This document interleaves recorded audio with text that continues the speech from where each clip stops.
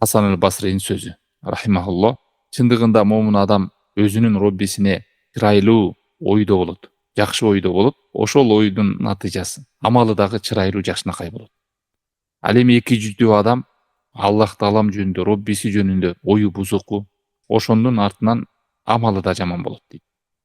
Абдуразак аль-Бадр хафизахуллах мондай деп айтат: чындыгында Аллахтын акысын тебелегендер, кайдыгер болгондор, оюн оңдогондор, алар сөзсүз Аллахка болгон мамиледе шалакылыкта болот, боштукта болот.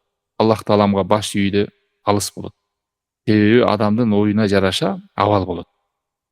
Кимде ким Аллах тааламдын ысым сыпаттары менен билип, Аллах тааламдын улуктугун билип, түшүнгөн болсо, сөзсүз анын мамилеси өзгөрөт.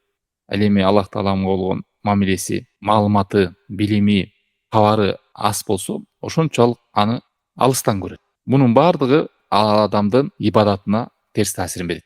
Канча деген асарларда, хадистерде келген: мен кулумдун күмөнүмдөмүн деп, жакшы ойлосо жакшы, жаман ойлосо жаман деп.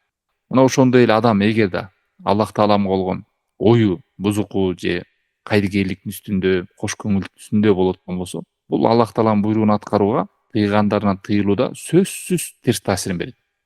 Канчалык урматы, айбаты, бийиктиги, улуктуулугу, даңктуулугу Аллах тааламдын адамдын жүрөгүнө бекем орносо, ошончолук буйруктарга, тыйылууларга сергек, олуттуу мамиле кылат.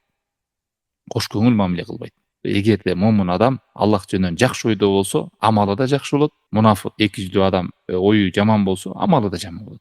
Анан бар туруп ушул мунафык дегени жанагындай убада берсе аткарбайт, сүйлөсө калп сүйлөйт, аманатка кыянат кылат, бирөө уруш талашып кетсе жарылып, надандык кылып, бетбактык кылып, жалган жалалар жаап, ошентип жектен чыгып кетет, Аллах сактасын.